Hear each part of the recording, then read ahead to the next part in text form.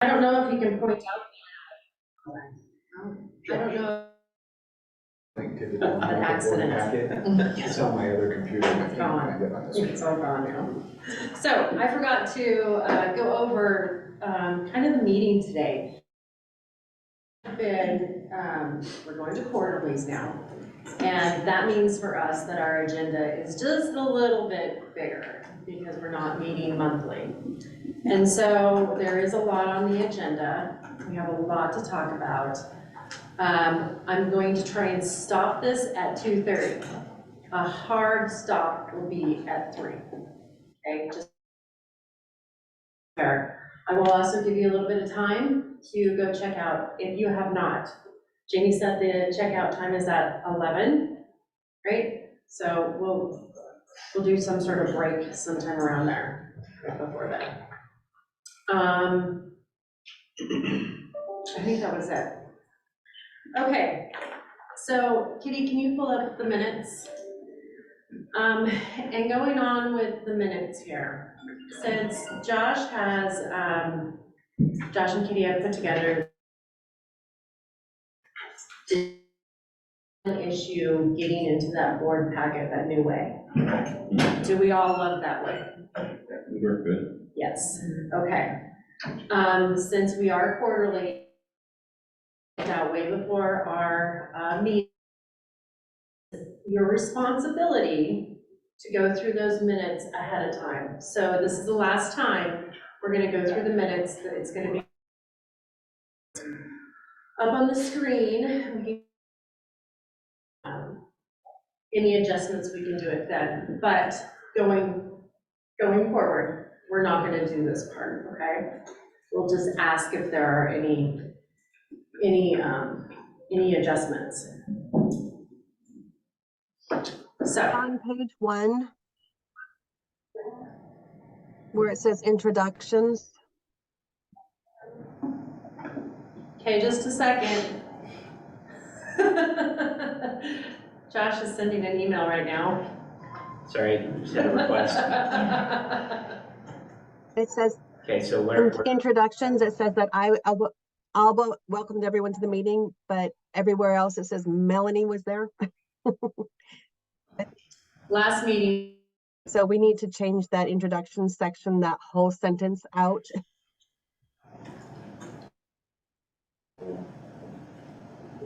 I'm not understanding. You weren't here last time, right? That was, Okay. it was the meeting before that Alba did it. Thank you for the correction.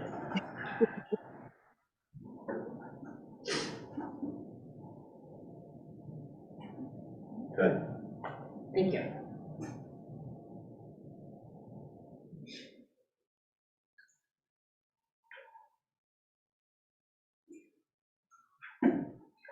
Move for approval of the minutes as presented. Here a second. Okay, any discussion? Was that as presented or as corrected? As presented post-correction.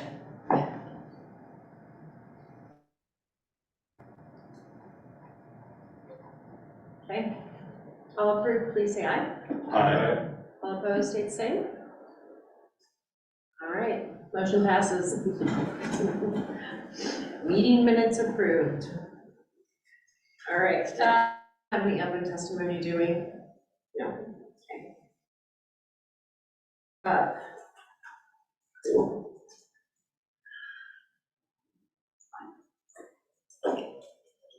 Maybe a moment's left.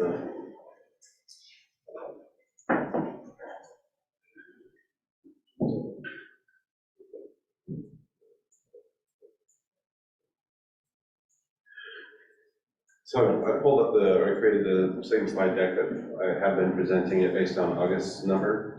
If that's how you guys want to digest that on a quarterly basis, it's kind of year to date, or at least most up to date. So by all means, let me know.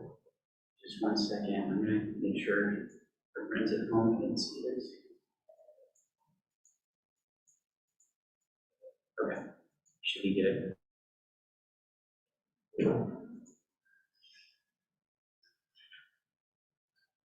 Moving forward.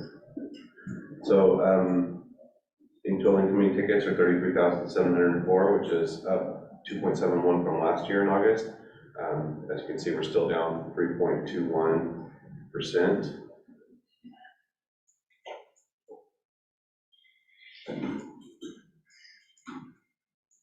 Outgoing tickets are down again, pretty flat though, if you consider it, 0.65% from August of last year, but year to date again, down 6.31. And again, that's a pretty general trend that we're seeing in Northwest areas, all of our centers, except for Montana. All the centers that work out of our office, I should say. In that ratio, 5.32, it was 5.5 last year. That's again consistent with what we've been talking about over the last year and a half.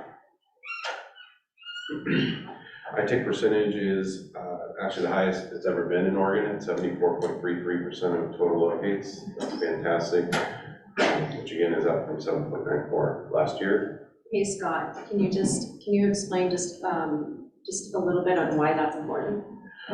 Sure. So again, so what this is saying is that of all the tickets that came in, of the 0.33% of those were ITICs.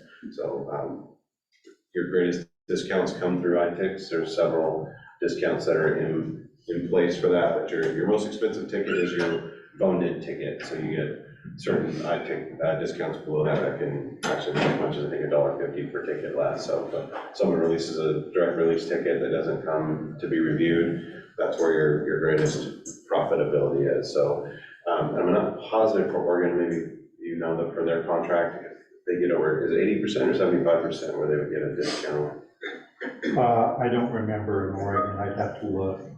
But there's another contractual discount you'll get once you reach over a certain threshold. So 74% is actually the highest it's ever been during a busy month. So It might be 75. it might be at 75 or 80. Go ahead. Scott, do you mind going back a slide?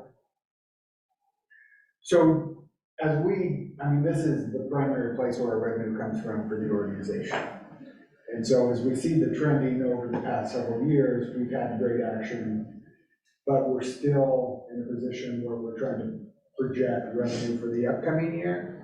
So are you, as an organization, thinking 2023 is kind of where that's going to flatten out that trend and it'll start going horizontal? Or are we still projecting 2024 is going to be lower in and out ratios? Or even go back one. I mean, we know the incoming is up, but we get paid on the outgoing, correct? True. So we want this outgoing to be higher and the incoming to be lower to increase the financial stability of the organization. Right, Now incoming through ITIC too. Right. Now, as a utility, I want less calls and less locates, but to pay for this board, which we're on. So are you guys seeing as an organization that getting flat, or are you still projecting that outgoing tickets are going to continue to decrease like we've seen over the last 5 years? Over the last 5 years, we've seen just a steady decrease. So I'm just kind of looking at the year-to-dates right now, and last year-to-date, average of averages was 5.55. And this year we're at 5.38. So I don't know if that's a slower decrease from previous years. Mm-hmm. The year before that was a drop from 5.77 to 5.55. So who is going to use this group this year? Right.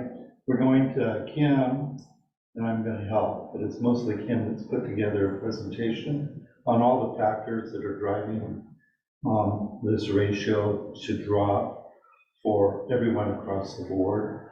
So that might answer your question at that time, but there isn't just one factor that comes into play. So some of them, I would anticipate that probably this is going to drop even a little bit lower, just because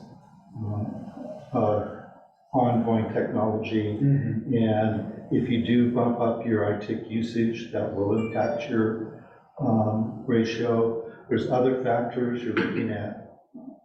Different parts have talked about making tickets smaller in size. That will have an impact. So there's all kinds of things that come into play. Kim's put together a pretty good presentation on it, so that might help with what you're asking. But the goal of every board is to send only the tickets that impact facilities. So this is a good goal. This ratio here saves on the back end with the locating costs. It's not really your ticket cost. Right. So I guess the way I would look at it as a board is your tickets are becoming more valuable. It may mean that you have to raise your rates, but that's okay. The ticket price is only a small percentage of the overall locating cost for any company. And if you can save the company on the back end, not sending somebody to locate or paying for a locate, that's where they're gonna get their savings. Yeah, I'm just looking at it as far as when we're looking at coming into budget season, but all that is you're exactly right. We're creating additional value, or you're helping us create additional value, but at the end of the day, our budget has to. Sure, you just need to. Yeah. Set the appropriate value to our tickets. And anticipate that this is gonna continue to be the trend. Kevin? Thank you. I'm curious, Kim, I'm looking forward to your presentation, although I don't have New Mexico on my calendar yet. So I'll see what I can do about that. I'm interested in if we're able to get more of insight on just the in and out, but the types of tickets. What reduction of the types of work are we seeing?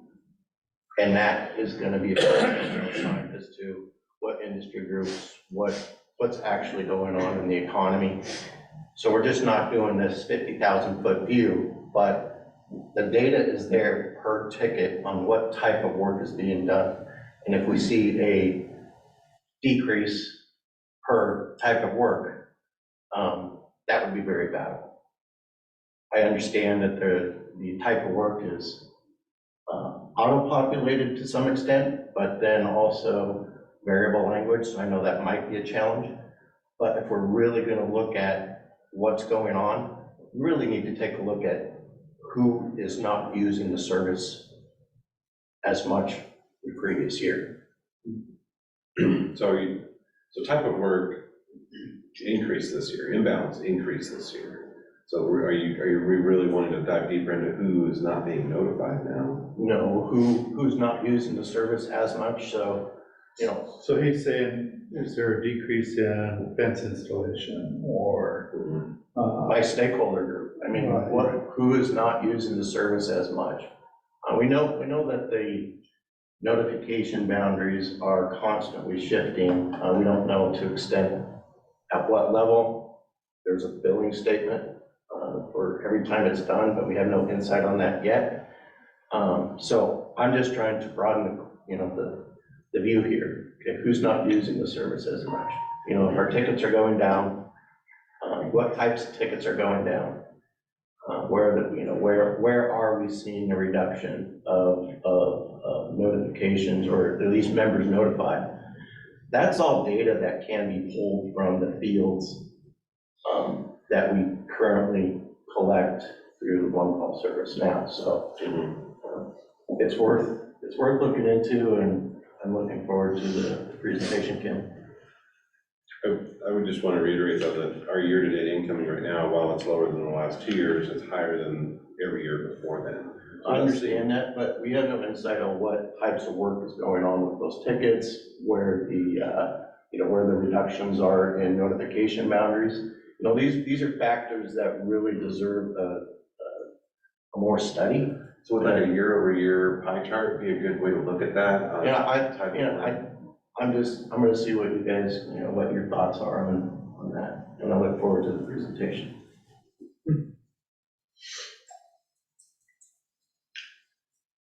Fair question, Nate. All right. Do you have any more on that? No, just wanted to know for sure that it was the highest we've been at, so good job. Your blended ticket price, again, that's a comparison we do once you have your iTick discounts out, where you're at. $5.15 is what you're paying for that ticket. Probably an there that should probably say for August, the base price was $515. So, I have it here in front of me. Yeah, so that's August was $515, but your total discounts is accurate. And then ASA is just another one of your KPIs you have for us, and we're still well below the 62nd KPI. And then counties has not changed. Are all of these still of value to you? Are these the things you want to be looking at? This year, yes, I would say that. I mean, I won't go into detail, but yes. I really like the trending, and maybe on the trending data. Really, it's so helpful to see that, but I'm wondering how we could expand it a little bit more, but I like it. So thank you. Certainly open to suggestion, especially now that we're doing this quarterly. I don't know what the best way to digest it. I think it's good to look at it at year to date, for sure, but as you all know, this business is variable by month. It changes a lot, just depending on the weather and the construction activity that's going on month by month, but. Thanks, Scott.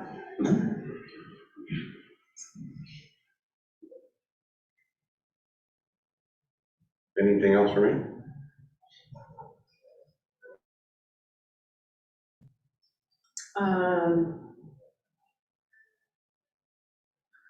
What about all your other stuff here?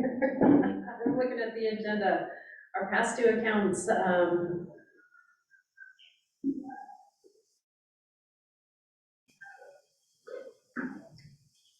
Your past due accounts? Josh and I are we're in touch with that regularly. And I send out the building and aging report. Usually it comes out about mid-month. Okay. So there's one or two that are outstanding, I think, substantially outstanding, but all in all, I think the total amount's pretty respectable. I think she may be asking you to go over the billing summary and those things. Is that what you're asking? Yes, that's what we didn't do. Go with the billing summary. Yeah, you have your billing and aging summary that you normally do.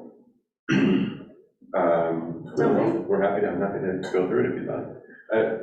The billing and the aging summary is the crystal report that we send out mid-month, and that shows all of the delinquent accounts. Do we need to take this off the agenda now?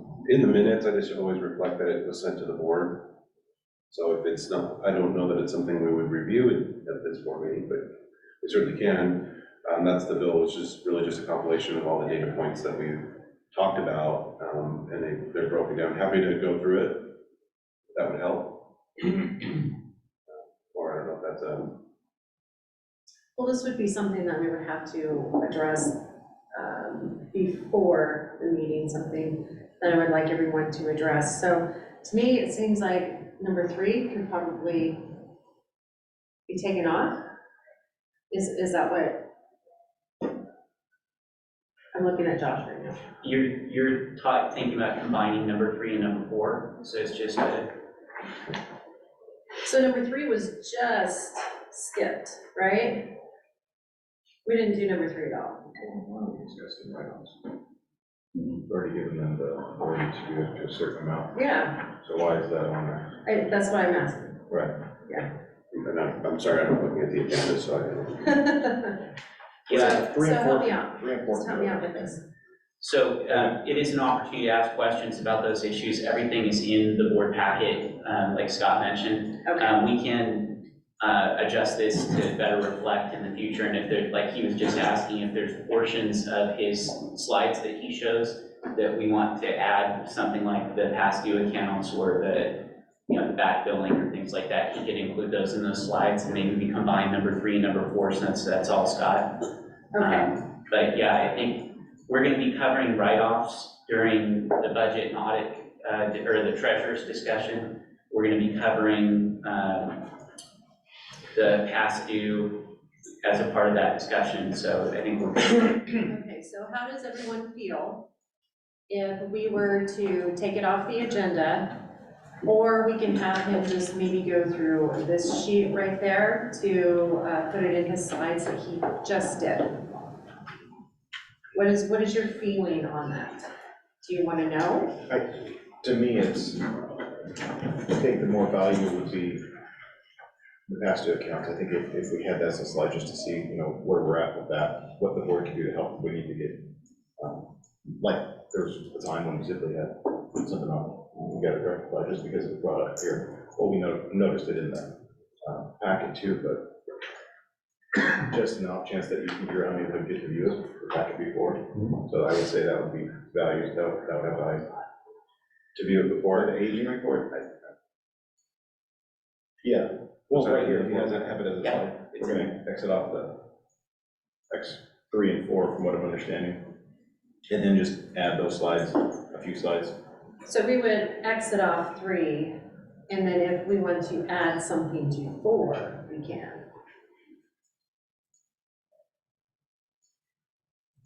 Slide on past due accounts is what you're suggesting. Right. Okay, but Josh usually takes care of all those past due accounts. Yeah, so we're writing off under $5. Mhm. Josh is right, well, but I think, Josh, we're gonna have a discussion later that's gonna kind of speak about some of those things. There are a couple substantial past due accounts, Rutland Water and Fine Ridge. Pine Ridge, that have been plagued this board for as long as they've been around. Right. Other than that, a lot of the line items on here are credits that we carry, and there are a few that are really based on finance charges. So are you guys comfortable with us taking number 3 off the agenda and just doing his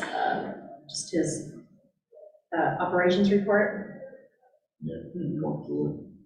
Yeah, okay. All right. Got it. No, and just clarification, we're still getting that report in our packets though. Absolutely. And then if we want to talk about it, we'll just pull it. Yep. Okay, I'm good. Okay. Yes. Okay. Scott, do you have anything else? I just want to note that, we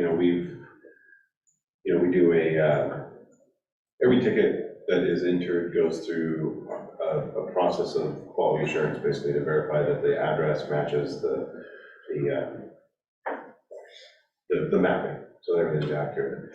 And then we also do a lot of individual tickets that are just, if they're out of compliance, or if they use the wrong tools in ITIC, they're not using the NXT specific functions, they come through the office for review. So we had kind of identified that some of our super users, as we say, were not being reviewed as often as probably should be. And so our system was kicking back these super users that were just able to direct release these tickets. So we have taken the step of, I don't want to say demoting them, but making it so their tickets go into review now. There's some specific excavators that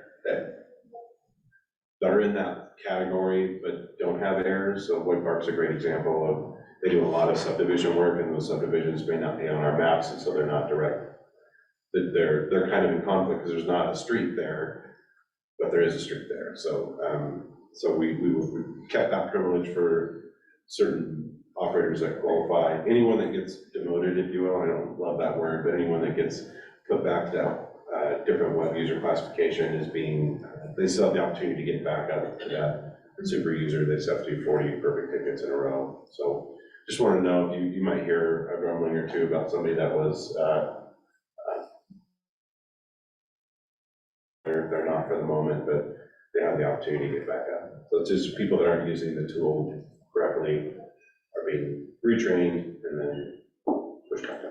Okay, and can you go over what you did yesterday in the meeting in regards to reaching out, or you can, in regards to reaching out or faxing in or whatever it may be to push the ITIC?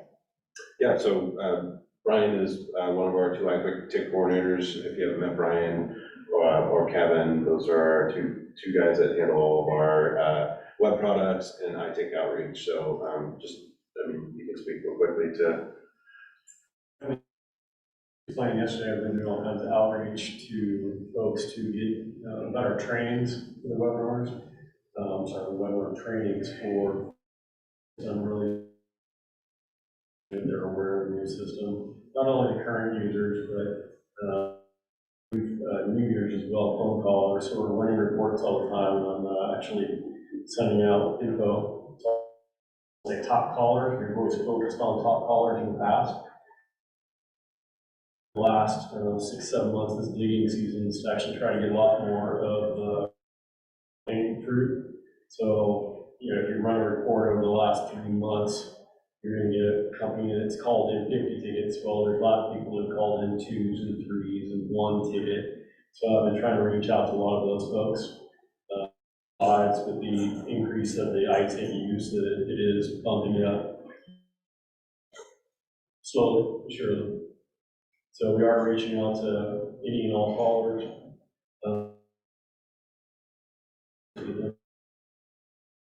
Better use the system, which reflects what he was just saying about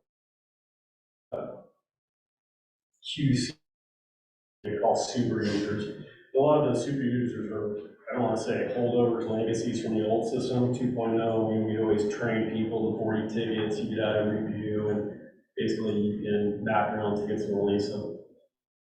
To the newer system, those people that grandfathered in super access to a new system that they've never really used before. So we're trying to catch up with a lot of those people. How better. I recall yesterday when I was talking about the different tools that are used. Those are people to use because the system is generating that information. It's pretty accurate. Whereas if they use that default other tool, they still have to provide info and match everything up to what they're drawing. So it's not that they're doing it wrong, they're just doing the wrong tool and not using the more Well, and effective tool. I don't want to say necessarily using the wrong tool, because as Scott was saying, a lot of these users are going into new subdivisions, and that's what we're typically seeing. 90% of all these potentially high-risk tickets that come in for us to monitor are all new subdivisions. The street names aren't there, so it's a matter of reading more information, let us know the subdivision name, and then we've currently got all this information, these new maps, and trying to get them over to GIS, and we can have our GIS department get these up and less frequently. And that's going to have a ripple down effect for all the people. Even though when they're called in a ticket, you've got the verbal back and forth to confirm where you're at, those areas will now be pulling up on the maps. I think good differentiation, the tickets that were being put out by the super users, they go through that as a high-risk ticket, which then versus our normal process of just reviewing tickets by our ITIC specific, CSR team. So this puts them in the right bucket, and they're getting reviewed by the right people still. If there's any discrepancy, they're still being reviewed, and they always were being reviewed. It's just the better team to do it. And long story short is we're increasing our fees.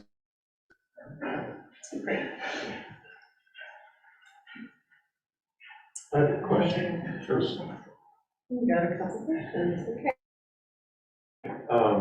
Are you guys able to delineate out what types of tools are being selected? So you have, the radius excavation tool, the roof excavation. As far as the usage, do you know which one is being used the most, or any insight on that? As far as data goes? We can gather that information. No, off the top of my head. Yeah, no, But yeah, we can definitely run reports and figure out what's going on. okay. Did you have a question? No, Hey, Scott, on your sheet, your outbound, same thing, Yes. and what is /VB? tickets that are sent out via fax, facsimile.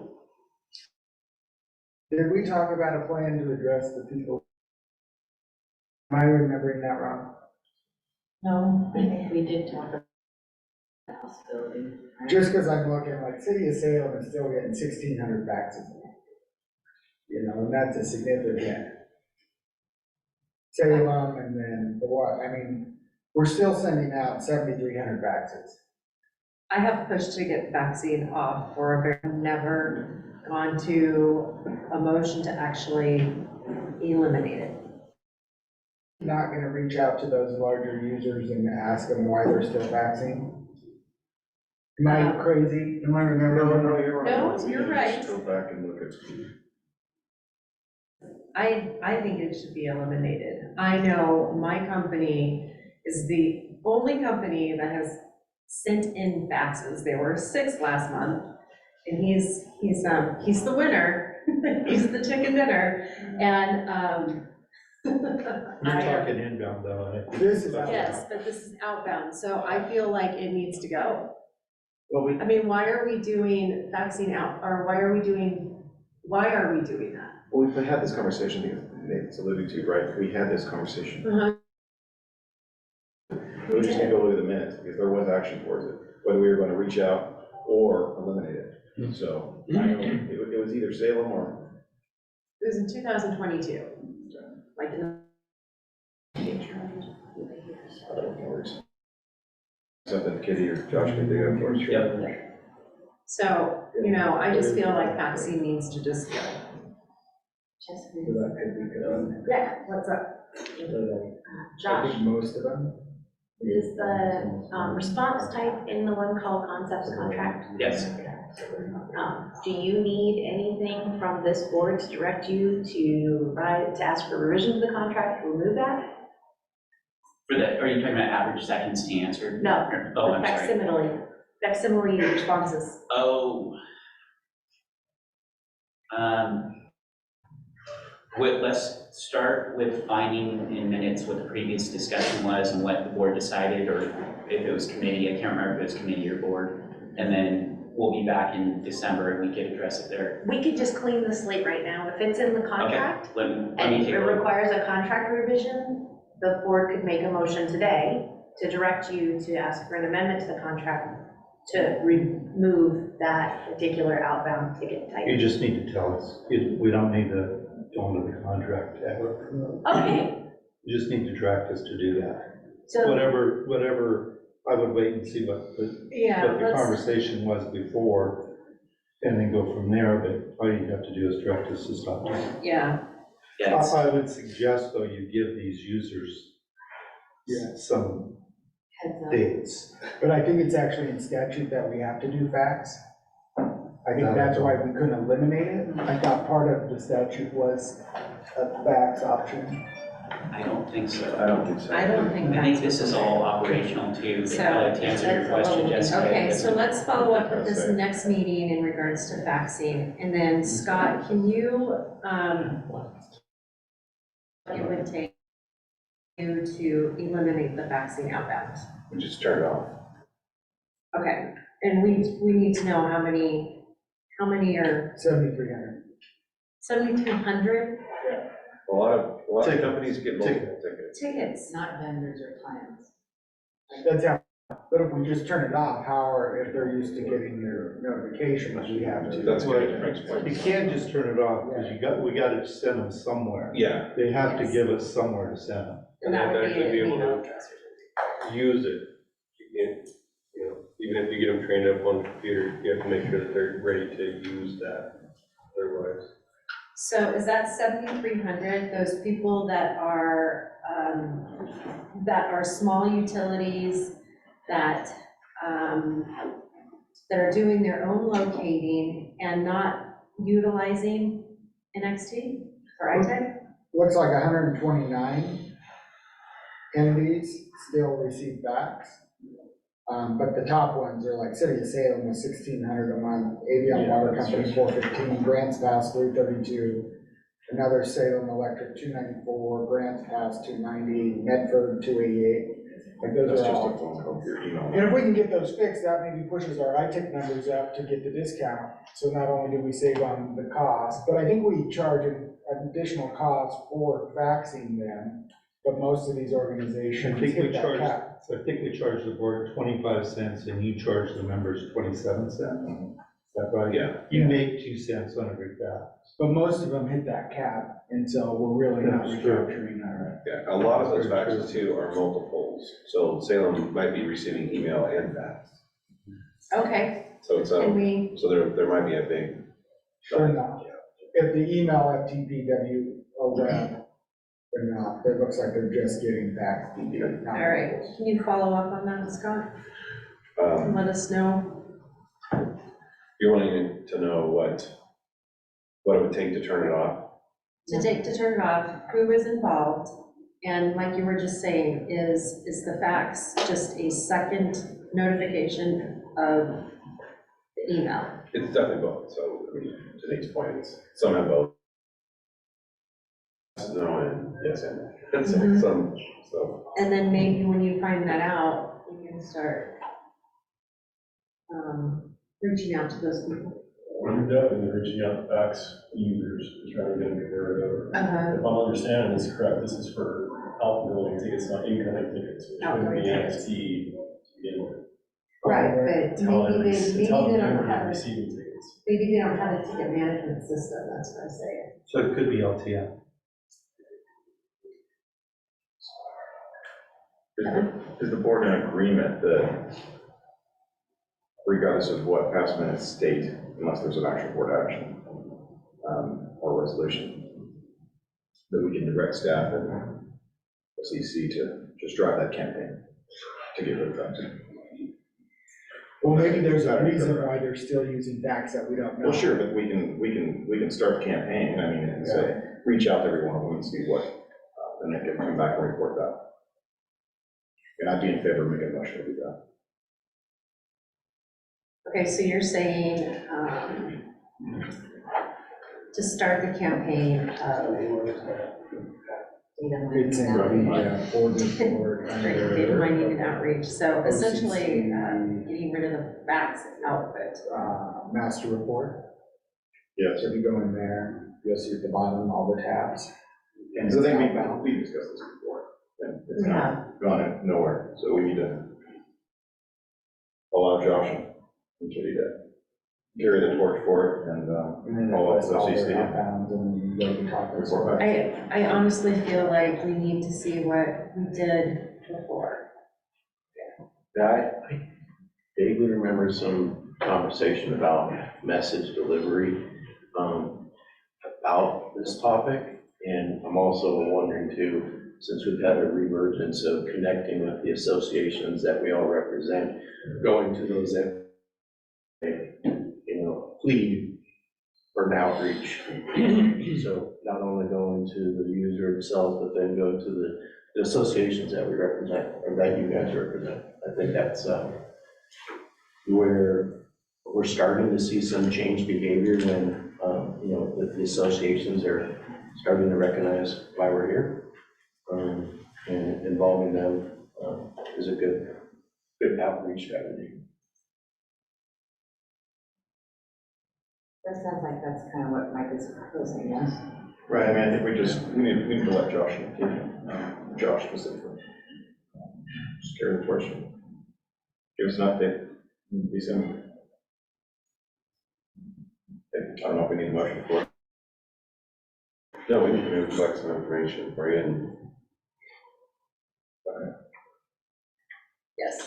So that was on fax delivery. Did you want to do something with inbound faxes as well, or not? Oh, Steve's gonna go nine-nine, I mean, he's done, he's done. He's the only guy faxing in. So, and he knows better. You can always cut his copper phone line, which is delivery. There we go. People do that all the time. Yeah, they do. So no, I will take care of that, but, my feeling is we need to figure out what resolution or motion, whatever we did I think it was 2022, could have been 2021 regarding vaccine, because I remember sending out an email to all of my peeps and going around with the ITIC training to get that taken care of. So that was in 2022, right? I think that was relatively inbound tickets. Yeah. That was just inbound? Inbound, I think you're probably. because that's what your company does that.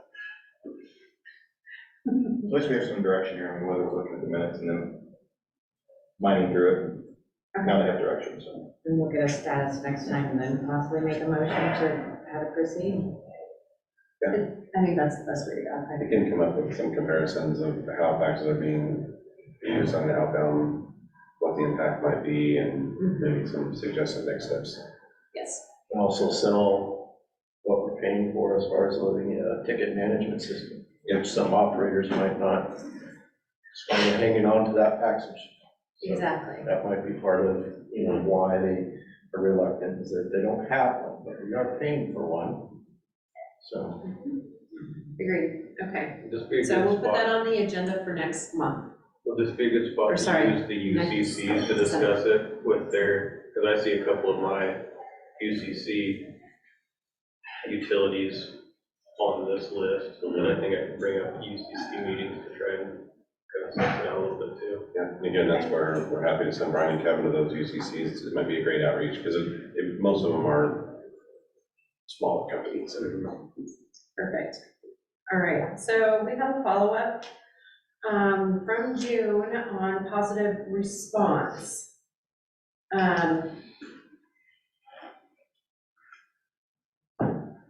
Is that Frank or Scott? Okay. I sent the deck.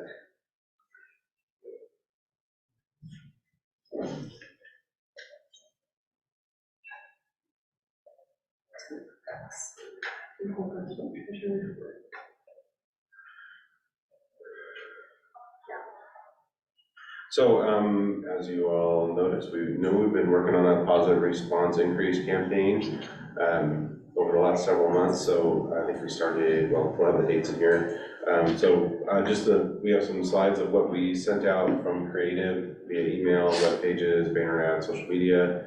I'll share with you just kind of the results, and then some, then also compile what other states are doing in regards to positive response. And by positive response, I'm mean electronic positive response back to the centers. Oregon already has a positive response law that says you have to respond. This is closing that loop through the call center. So I'm sure hopefully you all have seen some of these images that we shared. There were links. There's a landing page on the Oregon 811 website. So just go through these just to look at the examples of what went out.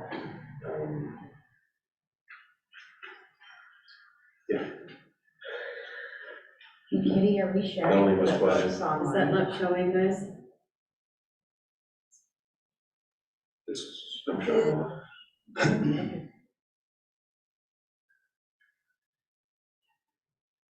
So this is on the webpage now.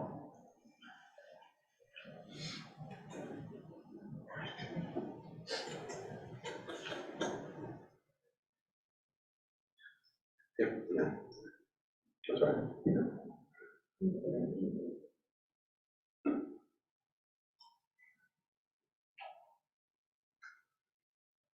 Facebook posts we put out.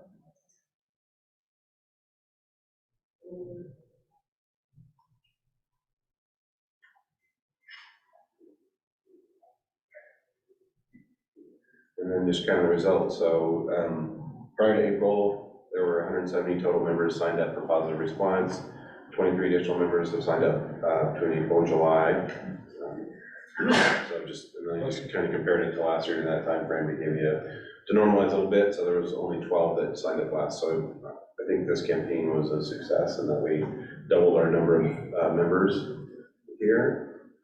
Can I ask a question? Yeah. Who's not part of positive response? All of the other members. How many members do we have? Just a general, you know? About 1,400, 13 to 14. We only have 170 that are, Yeah, but a lot of those are, you could be a farmer with a line that runs between his house and his farm, and that's a member, so it's not, I imagine, and I've looked at the specific list, but I haven't looked at it, but you know, your big players are participating. Northwest Naturals, PGs, and kind of the bigger entities out there, so really it is, how do we get the smaller individuals? using So probably the question I want to ask Melanie is, how many of the outbound tickets, or what percentage of the outbound tickets are receiving a response back? So the big players get 80% of the volume, and they're all positive response. Then be 80% of your tickets are getting a positive response. Okay, That would probably maybe be an indicator of what you want to look at. Better metric here. all right, so what, can you tell us exactly what positive response is? What is positive response? So positive response is a response back to the center by operators that they have accomplished a task. So whether it's marked, no conflict, or couldn't gain access, you have, I think there's 5 different response categories Oregon has. That response category. And how do they do that? So there are different ways to do that. They can do it, you know, directly through, a lot of the larger contract locators do it directly. You can do it through their ticket management systems. So that's kind of the normal way that that's happening. These are kind of some of the suggested ways to get out, but one of them is to provide status updates via phone, so you can actually call in and enter. We just turn that on for Washington. It's not a popular one, but it makes it available to everybody.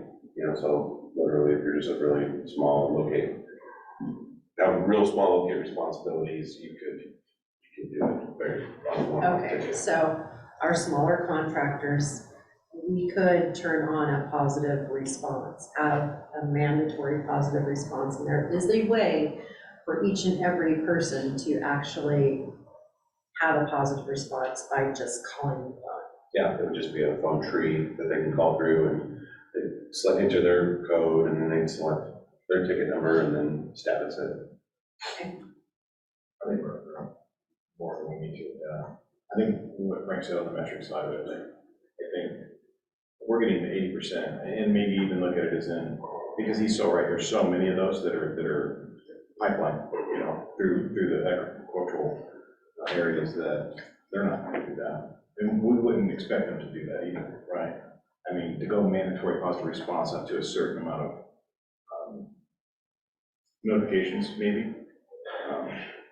But to require those guys that really, half of them don't even know that they have a pipeline running through there, unless they go out there and see the flags in the fields. Well, it'd be the operator that had to respond, not the The expert. operator, not the. No, I know, but the individual that owns that property, that ag property, that has that pipeline, he's registered, or she is registered, they're registered, so, Oh, that's yeah. what I'm saying. The irrigation line. Right. Sorry, pipeline. Well, Bill's over here like, check now. Yeah. Pipeline. Well, you have small water districts and things like that. Yeah. They're really kind of close to just the board of the owners association, so. Right. Get a pipeline through your yard, and it's a 2 inch, and it's a 36 inch, and things blow up pretty quick. I guess an example of what we use with Utilisphere, which manages our one call TC Energy, is they don't move forward without a positive response with who's called that yet. They don't, it doesn't move forward. And you document those positive responses with contact, no conflict, meeting times or whatever, and that's all timeline in that phone call. I personally feel like it is something that the board could look at in requiring positive response, because that is exactly what eliminates damages. So what do you want to achieve with positive response?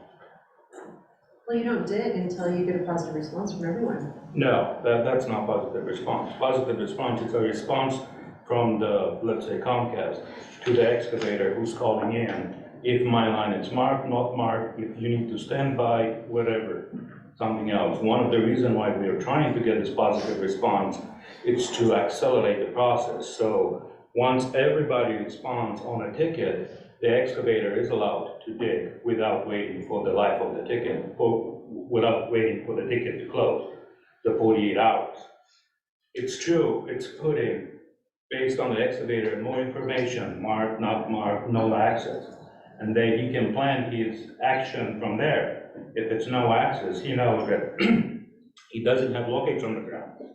And something needs to happen. This is what you wanna, it's, you know, this is where you wanna go. That's why you want positive response, to providing more accurate information to the excavator. That's all it is. But Positive if he's response not is- gonna answer with positive response, the ticket is still due in 48 hours. He's still going out there. A So, positive response is just another explanation to the excavator, the way that I see it.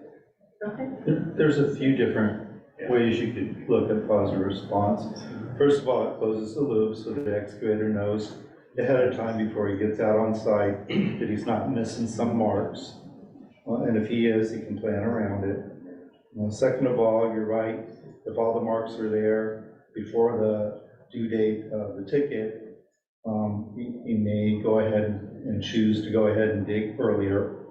And then the third thing is, it tracks those entities who are constantly late on getting their marks done, and it creates a record for someone to look at, to say, okay, why aren't you getting your locates? I think it's a positive thing. So is there operators that they manage their one calls don't do positive responses? Because I guess what. Right, yeah, if they're smaller. It's Small, it is the that's same what we way. need to address, is those smaller operators that aren't using a positive response to the excavator. That's what. Yes, and I think starting with ITIC and getting those people that are receiving faxes still, get them transferred over. If they need a ticket management system, we have that ticket management system for them. And so I feel like once we get everyone involved in that, I think our next step is a positive response. That's how I feel about it. But I know that there are others that don't think so. It's important for excavators, they can Oh, dig it's before the. very important. They can dig before the 2 business days if every operator listed states that they've responded. Then they can dig before, and that's law, so. It's not only that, Michael, the fact that you have a clear response from an utility that it's marked or not marked, it gives you as an excavator something much better than no response at all. You go there and you hope you have your locates on the ground. Okay? It's way more than just, so we would love to see everybody, but it's not gonna happen. It's kind of the same thing with dirt. It's not mandatory, it's not gonna happen. So out of the states that, on your slide there, out of the states that we operate in, 17 states have positive response to the call center. 10 of the states have mandatory response, positive response. I can speak to North Dakota. North Dakota has essentially 100% participation in positive response, and it's mandatory there. I mean, they may be at 98 or 99, but it's pretty much everything. It was overtime, and they put a lot of effort into it, and beating those people up to get on and to do it. So, and North Dakota has a lot of small people too, so it's not a matter of it can't be done, just a matter of how much effort you put into it. Yeah, Jessica. So to that same point, Frank, I would be curious, how many operators are there in North Dakota? I'm guessing they have fewer than 1,400, just given the size of the state, and more so, moreover, the 3 surrounding states to Oregon, Washington, Idaho, and Montana do not have mandatory positive response. And I'd want to know from those states why they have it, because we're not the first board to tackle this issue. Right. They've made the decision not to do it. We should inform this discussion by talking to our surrounding states and getting that information from them before we head down a path of doing something that's potentially disruptive to regional operators like Ziply. This discussion is happening in each one of those states. Each one of them has instituted voluntary process under the guise of eventually making it a mandatory process. So then, this is the next slide, which shows all of our states that we represent. If there's a year, that's the year they went mandatory, makes it a little easier to read. So you can see, as Frank said, 10 of the 17 states we represent have mandatory positive response, some of them dating back to 2001. It's been quite a few years now, so would it be acceptable to ask OCC to give us a progress report on that so far? I mean, if it's 80%, it's 80%, I think we just threw out a number. 80% of tickets Of the that volume have, of the larger population of excavators. For voluntary states or No, mandatory? for us here in Oregon, just here in Oregon, what What excavators? did Kevin say, about 60%? Did he? don't recall. I asked him, I think, Yeah, I'm pulling it off my head. Yeah. I guess so, but I think Kevin said about 60%. Yeah, it's an interesting data point because most of your tickets are gonna be in Portland, and on most of those tickets are gonna be Northwest Natural PGE. So for us, that's probably 70% of your tickets that are just, even if one person's statused on it, that would be a status ticket. So. That's but true. If we had the numbers, we could look at it as a progress report and evaluate it, because from a damage prevention standpoint, if that's the bulk of it, that's where most of our issues are. I mean, how much do we want to wade over into it? You'll have that number, whether it's 70 or 80%, whatever it may be, but that could only represent two entities. The city of Portland doesn't engage in positive response. They're probably have more tickets than In just hundred thousands, you know what I mean, so. All I'm saying is if we had the data, we could look at it. I thought I signed us up for that. Well, you might be signed up for it, but I don't know if your status on tickets, do you know, Frank? Have you seen city I Portland? can try to find out. That's $300. No, it's fine. Yeah, let's I hear want from to the know. contractor side. For the excavator side, it's not, when you have a ticket, you get the positive response, you know that it prevents project delays, it'll probably prevent those from trying to dig without those gates. Don't really see why it would be such an issue, because it builds that communication, and we won't launch on a project early and try to damage something if we know, a lot of the contractor issues that we have are timelines, like the Falls example. We have very short timelines, and if we're able to see, hey, every single locate is done, I don't see from our end, and that's a huge benefit for us. If it's not, to communicate with those that are not positive and figure out there's an issue.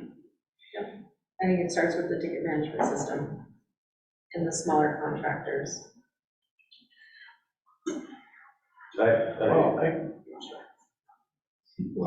I'm looking at some of the, as far as complaints goes, and hey, when are my locates are gonna be here, and haven't heard anything. I'm looking at CenturyLink and Ziply. And we're going for the small guy, but I'm not getting complaints about the small guy. Getting complaints about timeliness of the larger telecoms. And I'm just looking at one, and the only one for our Portland ticket that does not participate is CenturyLink. So there's a lot more infrastructure out there from the larger utility operators that I think the excavation community is seeking more information about and more dialogue from a complaint standpoint. Yes. Kevin stole my thunder. Oh, sorry, I was just gonna say. From various general contractors in Portland and Marion County, Clackamas County, and Multnomah County. CenturyLink is number one, and Ripley's number two, for going past the 2-day, 48 hours with the constant, the phone is very important to us, please hold. Let us transfer you to another center. And the field crews and project managers extremely frustrated at the fact it's taking them hours to reach someone with a response of, no, we already marked that. Mark's there. Could you get a hold of the crew so we can talk to them, meet them, da-da-da?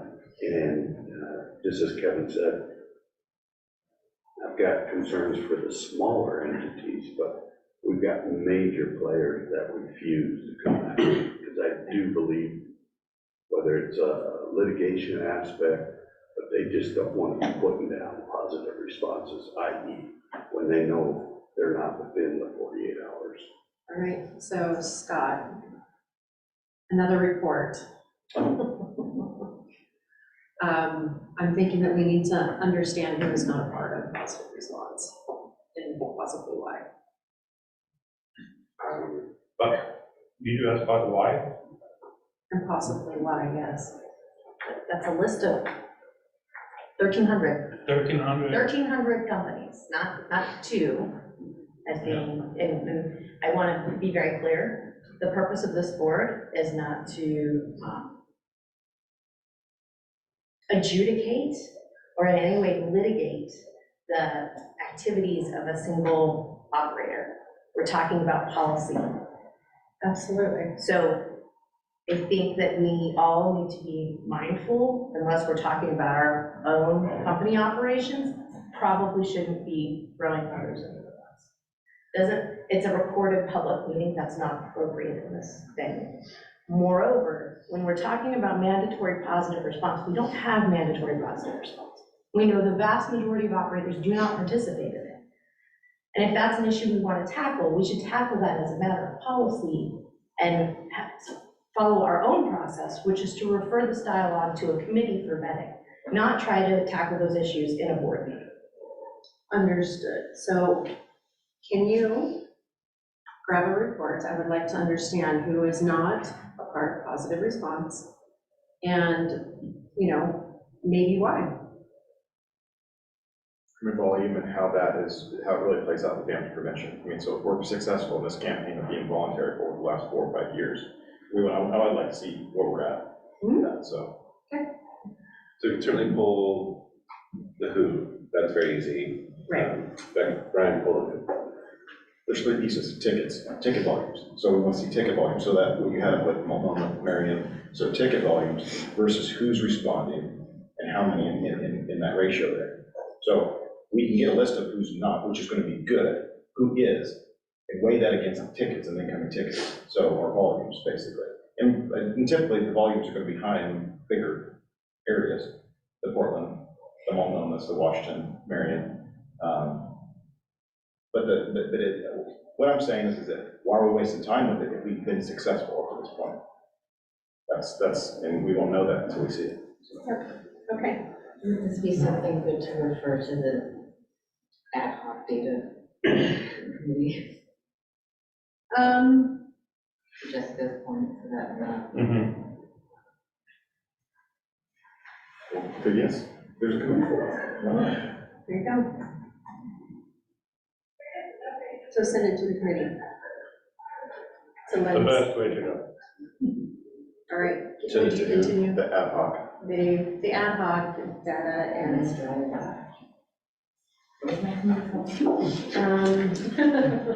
Data and research. Data and research committee. Thank you. Yes. And they can research and over there And and then see bring why it we to still us. using facts, why we still don't have thirds, why we still have positive response. They can look all in that. All right. And I want to apologize for all of that, so he's involved in his marketing, so thank you. No shame. You're killing it. Okay, continue on. Thank you. Any questions for us? Again, this is just a reflection of what this campaign set out to do. And the quest for this was really to identify whether or not you wanted to go to mandatory or not, so. Right. They're kind of some of the results of that push. Just before we close this out, I would like to give Josh's view too.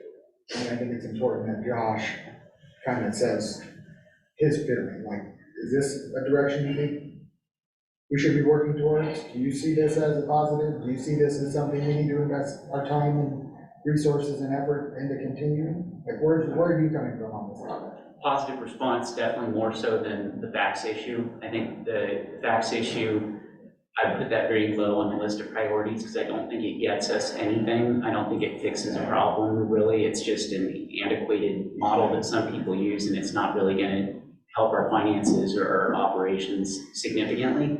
But it doesn't hurt to solve the problem and move people forward. A positive response, literally every time I show search and status or give a presentation for training, the excavators, contractors light up. They realize the value of it. And I think it would streamline the 811 system significantly to be able to have that certainty that you've either got clear no conflict, because sometimes if you go out there and there's no marking, it's not intuitive to know whether or not they've actually shown up there or not. And so I think process-wise, it could really streamline things, but then big picture, just like with moving people towards ITIC or some of these other long-term changes, it requires some front-end communications and outreach networking to make sure that people understand why we're doing what we're doing, what the value is. It really sells itself. So I know when we instructed Scott to report on this, it was largely because we wanted to see how far we could get with voluntary implementation and adoption. And like I say, once you realize the value of it,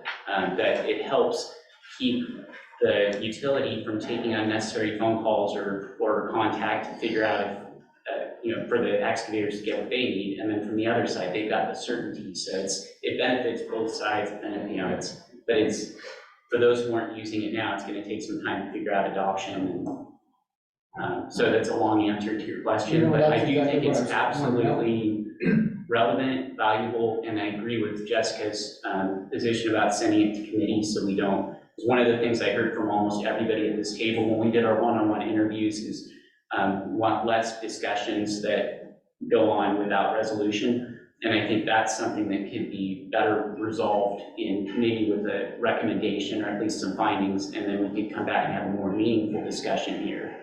So I think that's smart.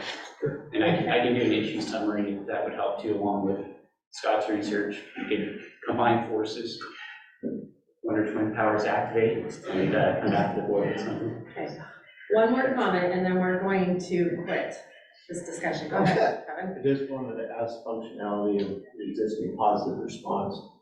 They log in, does the excavator or the notifier get email or text that a status has been or a positive response has been done? Right.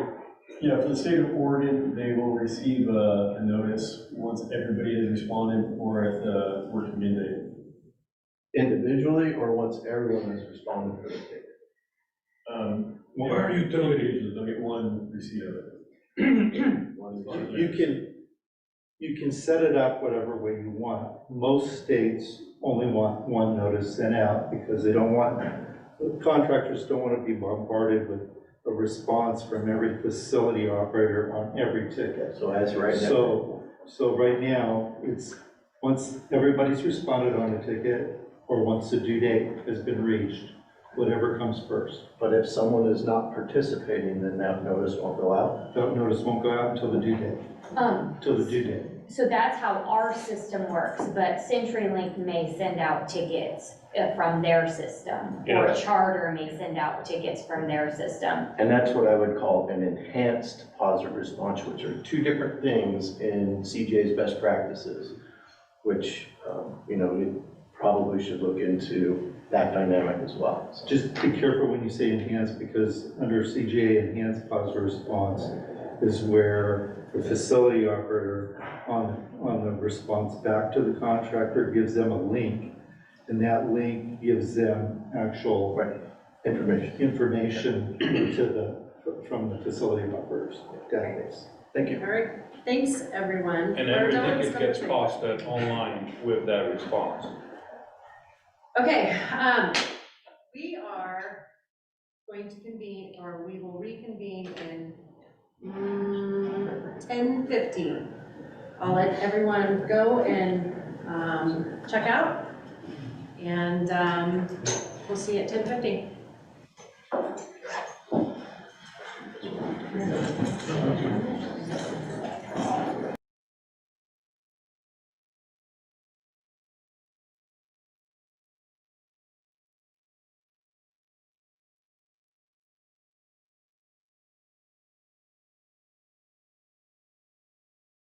Calling the meeting back to order, 10:50. So, all the treasure report, we're heading on with you. You ready? I'm ready if Josh is ready. I am going to let him do most of the presenting since I'm still getting over a cold and I don't want to be coughing during the middle of my presentation. So Josh, are you ready? I am. Share screen here. So I'll preface this with, I know Alba indicated there's some technical difficulties for those following remotely. Pop up saying unstable internet connection, and we don't know why. I'm just fingers crossed, hoping that the afternoon or the back end of this goes more smoothly. So I apologize for technical difficulties, and we'll try and troubleshoot that before the December meeting. If you look into the board packet, and I'll talk about the new approach with the board packet later, you'll see within the treasurer's report, you've got the report itself, our 2024 draft budget, our 2023 budget, and then files monthly from the accounting firm. So that's all available to you in advance of the meeting, and then we'll have that available to you both looking backwards and looking forward. So we're going to leave past months or past quarterly meetings files available to you, and then we'll have future ones in there as well. So hopefully you've had a chance to look it over. If you looked at the 2023 update for our budget spreadsheet, it has all of our financials through August. We always lag behind a month. Obviously, we're still in September, so we won't get those numbers until mid-October. Through 2/3 of the year, we are almost dead on with our projections for both revenue and expenditures. We're 1% off on both, and luckily in the right direction for both. So our revenue is 1% over what we had budgeted, our expenditures are 1% below what we had budgeted so far. Net ordinary income, as a result, for the first time I can report to you as a positive. We budgeted for a zero-based budget, and up until now it's been a negative. So right now we have 56,000 more than is budgeted so far. Not to say we won't spend it. Our total cash on hand reserves is at 516,000. We have our policy for reserves that we approved a couple meetings ago is 600,000. So we are short, and that's part of our long-term plan is to get those numbers back up to at least 600,000. So that would be in the case of something catastrophic. If we lost notification center service or some other massive expenditure that we need to have call on reserves for, if our ticket volumes plummeted significantly and we couldn't afford our contractual obligations, that's what that's intended for. Our 3% contract escalation with One Call Concepts kicked in by that's built into our budget, so no surprise. Our interest and our training fees are below budget, and we have no funds from fines or penalties so far in 2023.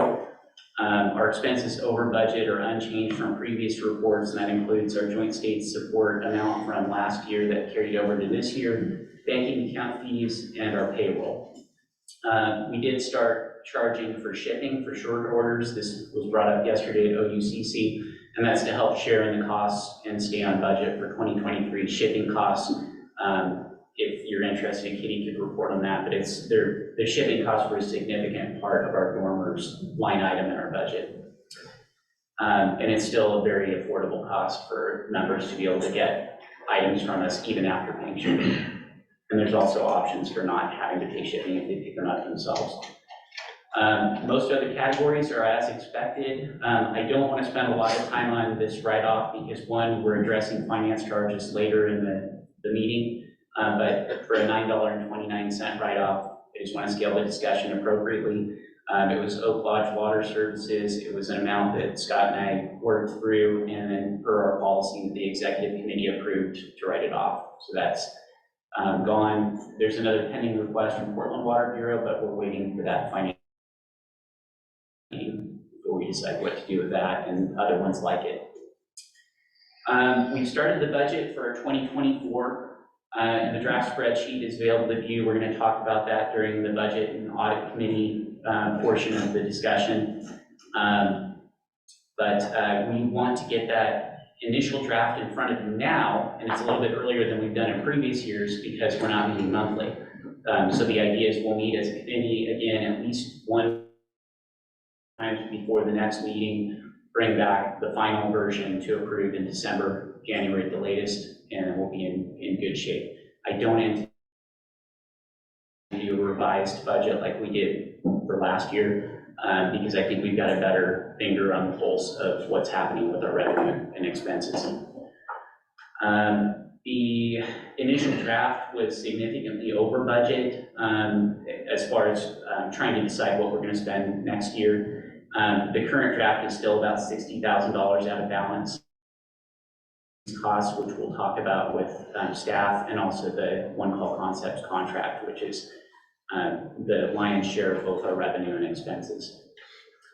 Some of the items that will be impacted in the draft budget will be the staff pay in arrears. We've got a proposal or a motion that we'll be asking for to fix not delinquent, but back amounts that we owe for both PERS and pay. So that's one of the items. We looked at potentially contracting with the lobbyists for the 2025 session to help with some of the legislative changes we've discussed. That support is unlikely, so we'll be doing that in-house or working with PUC if we are to pursue any of those changes. Video projects, I think we are going to be able to do in-house. We'll talk about that during training and education. And we also have the creative support of OCC for that as well. We have a consolidated media contract plan and put our eggs into one basket rather than spread them among multiple contractors.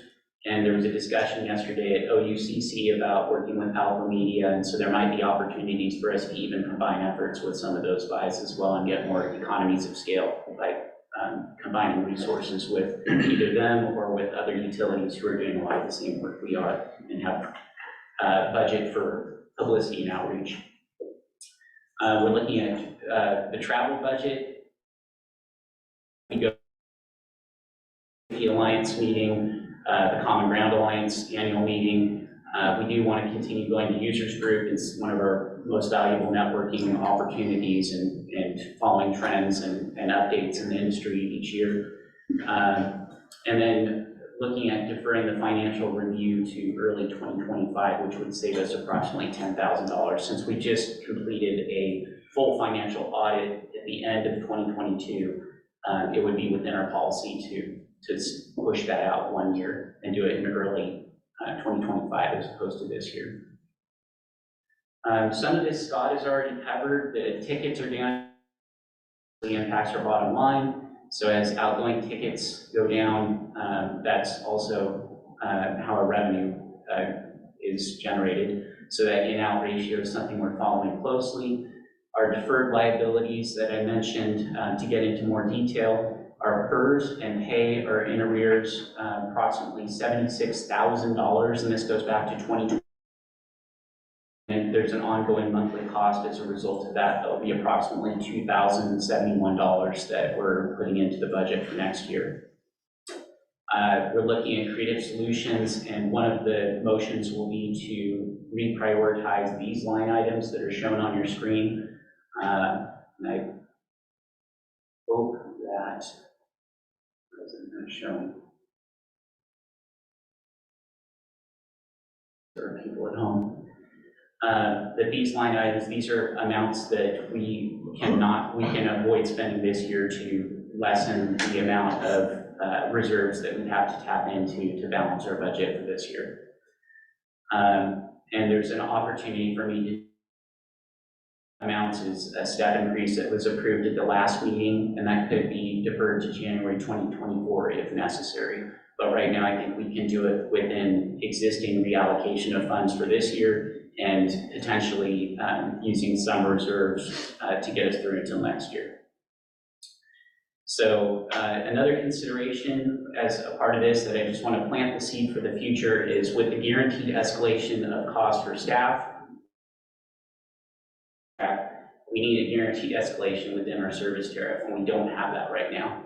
So we can either build that in so that it keeps pace with the increasing costs over time, or we wait until it's absolutely needed and necessary, and then we try and fix it as we go, and that's more of a Band-Aid approach. So I think it's the writings on the wall. We're gonna have to figure out for long-term sustainability financially to figure out how we address that and keep it competitive with other states so we're not an outlier as far as how much we're asking.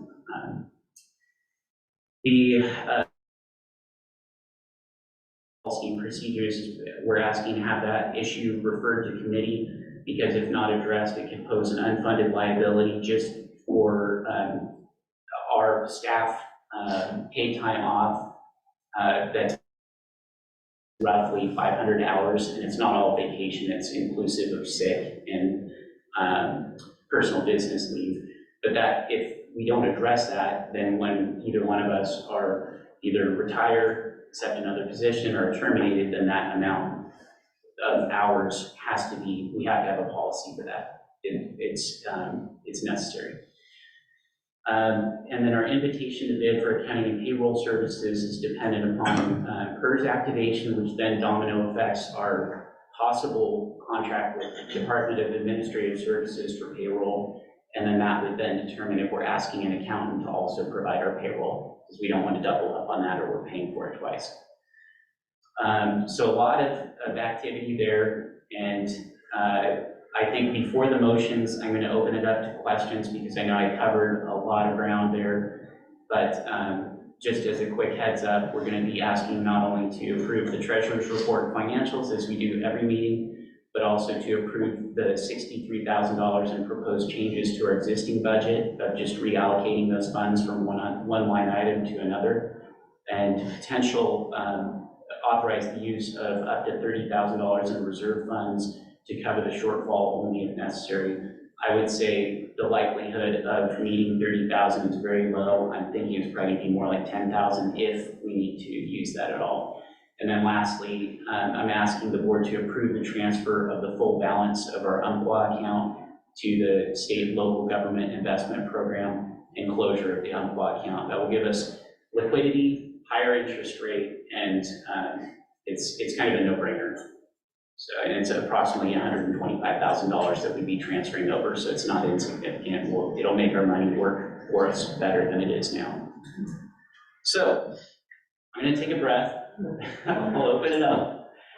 And regardless if we're in a meeting setting or not, if you've got questions along the way, or if you need help navigating some of these files or things like that, reach out to me or Katie, and we're glad to help anytime.